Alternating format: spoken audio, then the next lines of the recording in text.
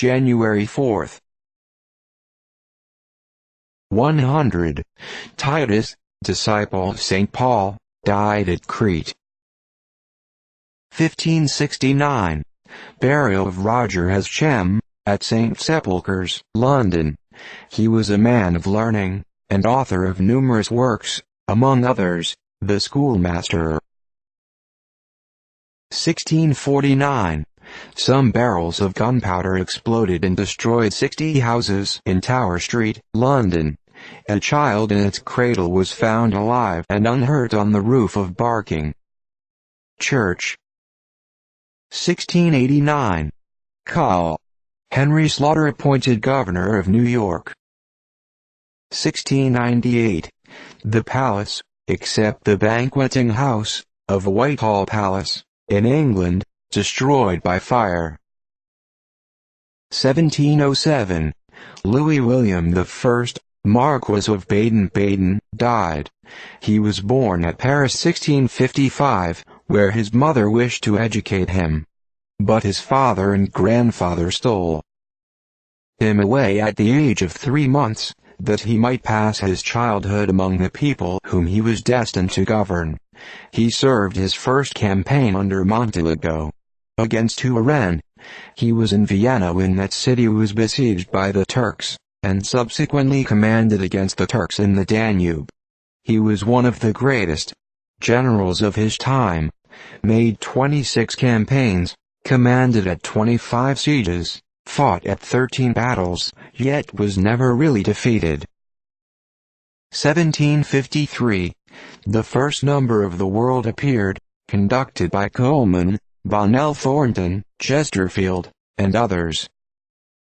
1762. England declared war against Spain. 1773.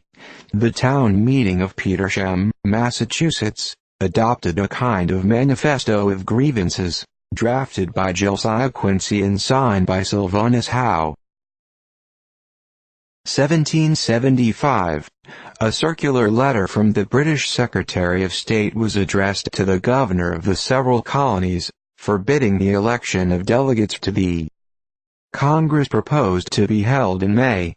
The order was disregarded, and the country has not been without its annual sessions of Congress since 1774.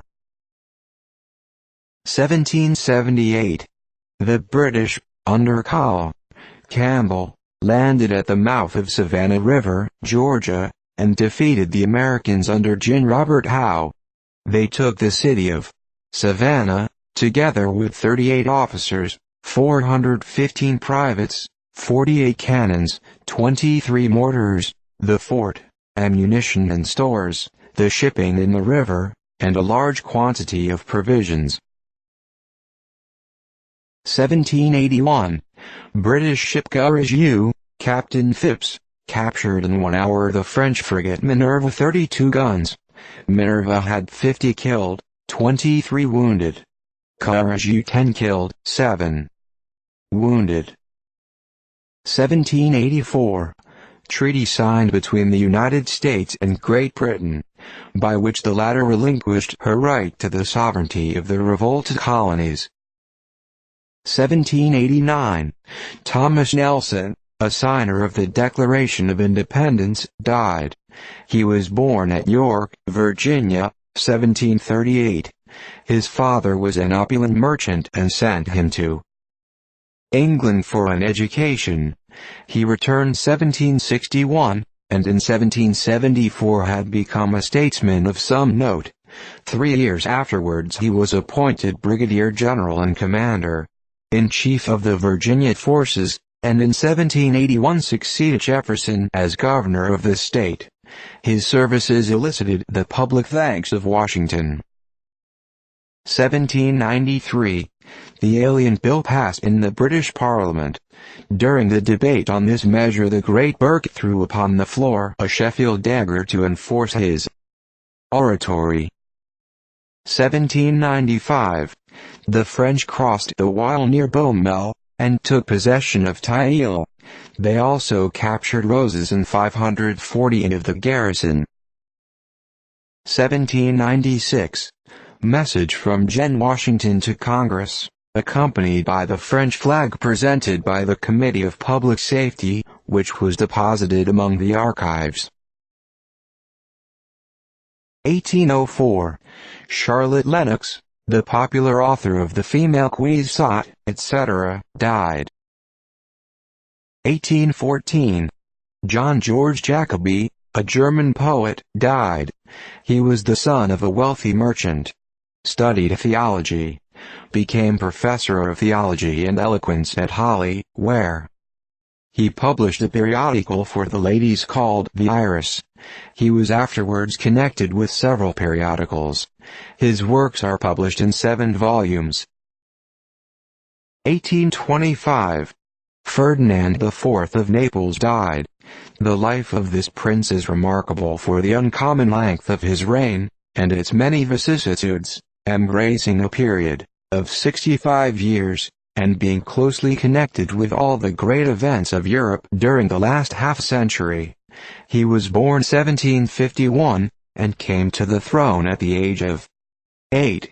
The first 30 years of his reign were attended with peace and happiness.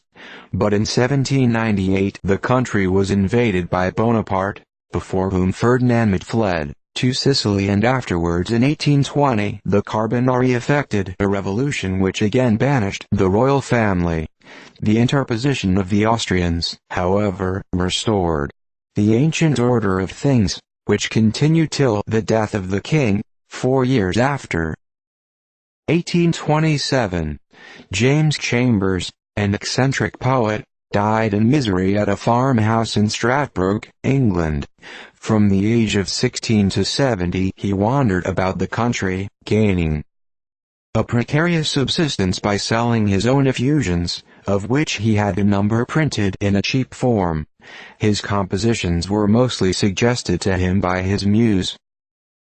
During the stillness of the night, while reposing in some friendly barn or hayloft, when so inspired, he would arise and commit the effusion to paper. He continued through life in hopeless poverty, and was a lonely man and a wanderer, who had neither act nor part in the common ways of the world. 1835. Thermometer 40 degrees below zero, at Lebanon, New York, the mercury becoming solid. It was severely cold throughout the United States. 1843. Stephen Thompson Mason, formerly governor of Michigan, died at New York, aged 31. 1845. Benjamin Russell, chiefly known as the conductor of the Columbia Centennial, died at Boston. 1849. Samuel Jenkins, a Negro, died at Lancaster, aged 115. He drove his master's provision wagon over the Alleghenies in Braddock's expedition, and was supposed to be the last survivor of that expedition. 1849. The town of Multan in India, after a long siege, was taken by the British, but with great loss. 1852. Eliot Walborton, an author of considerable note, perished in the Amazon steamship, on his way from Southampton to the West Indies. 1853. Mr. Ingersoll, the American envoy to England, was feted by the Chamber of Commerce at Liverpool. 1854. Albin College, Michigan, destroyed by fire. 1856. Jean-Pierre David, a celebrated French sculptor, died at Paris, aged 65.